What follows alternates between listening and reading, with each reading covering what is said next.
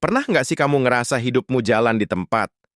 Bangun, sekolah, kerja, pulang, tidur, terus gitu aja. Kadang kita ngerasa, apa gunanya semua ini? Kalau kamu pernah ngerasa begitu, tenang, kamu nggak sendirian.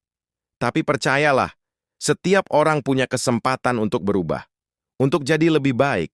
Bahkan dari hal-hal kecil yang kita anggap sepele. Ini 4 cara yang para orang sukses lakukan. Kamu tahu nggak? Otak kita itu ibarat software paling canggih di dunia. Apa yang sering kamu pikirkan, itu yang biasanya jadi kebiasaan. Misalnya kamu terus bilang, aku nggak bisa. Lama-lama otakmu percaya itu, dan kamu jadi beneran nggak bisa.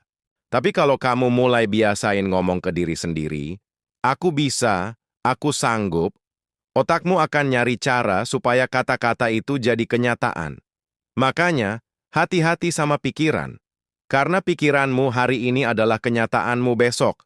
Kalau mau sukses, pertama-tama ubah dulu cara berpikir. Banyak orang takut gagal. Padahal, gagal itu bukan akhir. Gagal itu tanda kamu lagi belajar. Coba bayangin, bayi waktu belajar jalan pasti sering jatuh kan? Tapi nggak ada bayi yang nyerah terus bilang, ah, jalan itu nggak cocok buat aku deh. Dia jatuh, nangis, terus bangun lagi, sampai akhirnya bisa jalan. Nah, kenapa kita yang udah gede malah gampang nyerah waktu gagal? Kamu nggak perlu takut gagal. Yang harus kamu takutin adalah kamu nggak pernah mencoba. Karena dari gagal itulah kamu dapat pelajaran yang nggak ada di buku, nggak ada di kelas, tapi nyata di hidup. Kadang kita nunggu termotivasi dulu baru mulai. Padahal motivasi itu kayak mood datang dan pergi. Yang bikin hasil nyata itu bukan motivasi, tapi disiplin. Disiplin itu kayak otot, makin sering dipakai makin kuat. Mulai dari hal sederhana, bangun pagi tanpa snooze, olahraga 10 menit tiap hari, belajar meski cuma satu halaman. Hal-hal kecil ini kalau konsisten bisa bikin perubahan besar. Ingat, orang sukses itu bukan karena mereka selalu semangat, tapi karena mereka disiplin bahkan saat lagi nggak mood.